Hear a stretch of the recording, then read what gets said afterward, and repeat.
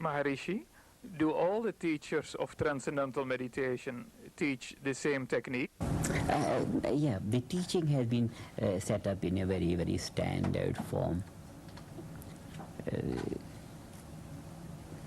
What we do is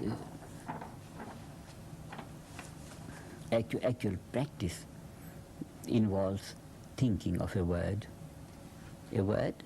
devoid of meaning. We don't know the meaning, we don't try to know the meaning. And the principle is that if we know the meaning, then meaning is a static thing. If we say pencil, someone who doesn't know what pencil means in English, he just hears the sound pencil. And someone who knows the pencil, the meaning is static. The sound changes in its pitch. It could be loud sound, it could be low sound. So, and the meaning is the same at every pitch, high or low. So, if the mind is on the meaning, then there is no chance of refining the meaning. If the mind is not on the meaning, then there is a chance of refining the sound. Then there is a chance of experiencing the sound in its finer values, till the finest could be transcended and the awareness would reach that inner wakefulness devoid of any perception. This will be transcendental consciousness. So we take a thought and experience it. And in experiencing the thought, the simple formula is that the thought functions as an impulse, as a motivation for impulse, like that. Then the mind is pulsating. If we don't try to manipulate the thought in any sense, concentrate or hold it on or anything, then the thought will start to be refined, and it will sink out, as if the activity starts to die out. Just so, this is what we say, naturally greater activity of the mind reaches its least value in a very, very natural way. Any activity has a tendency to settle down and be quiet. So this natural tendency of the mind to be quiet is all that we use in meditation and nothing else. So in a very innocent manner we think of the thought, and every time we think it becomes finer and finer. We experience its finer states and then it dies out. The mind is left wide awake by itself without any sound to experience. That inner wakefulness is that unbounded awareness, no boundaries. It's like the wave settling down, and it settles down, and it's flat surface of the water throughout the whole range of the lake. This unbounded awareness, where the perception is no longer within boundaries, it is unbounded.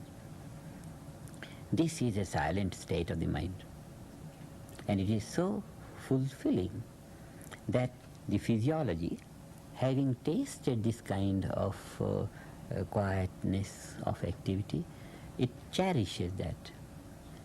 And because it's cherishing to the whole physiology, to the whole experience, physiology tends to maintain that state naturally, even when there are activities like that.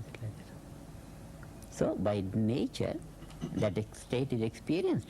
By nature, through practice, it becomes stabilized in the field of activity.